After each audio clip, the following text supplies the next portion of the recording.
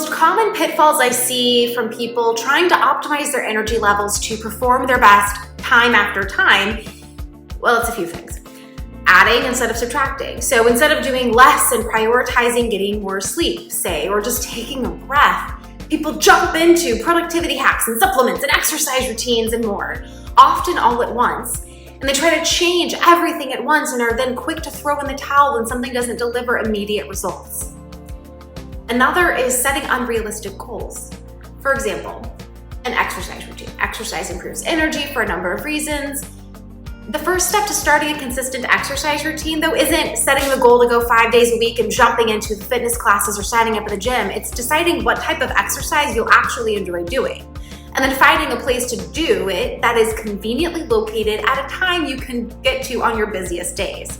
Then it's showing up. Another common pitfall is consistently putting themselves towards the bottom of their priority list.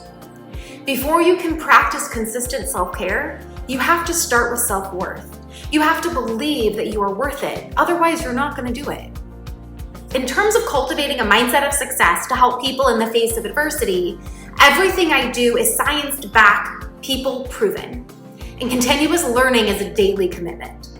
From what I've studied, experienced, what has worked with my clients time and time again, there are several skills that consistently help people burnout-proof themselves, including emotional intelligence, self-compassion, self-worth, a balance between self-discipline and self-compassion. There are also other skills that are critical, such as embracing the seasonality of assignments and time and energy management, which we'll go into as well.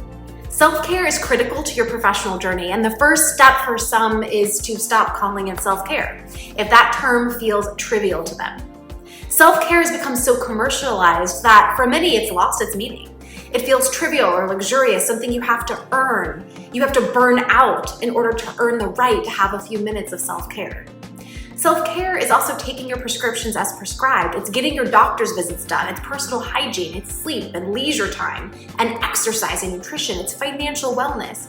It's more than just face masks and bubble baths and candles. Not that I'm knocking those things. But those are tools, not the definition of self-care.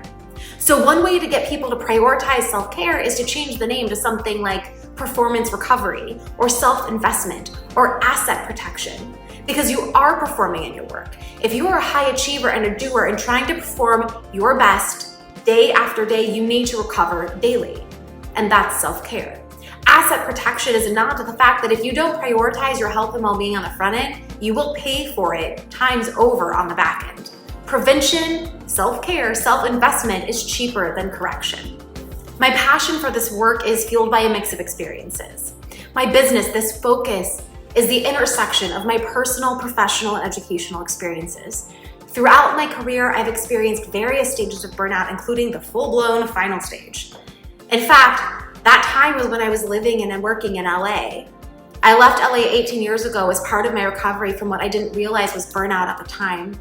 This year's Expo will actually be the first time I've returned to LA since then. It's a beautiful 180-degree moment.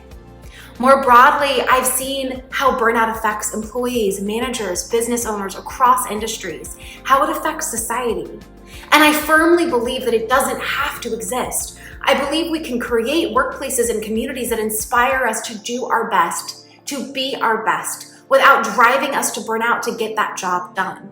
It will take more than me to change it, but if we can get the message out and start changing even one workplace, one industry at a time, we can get there.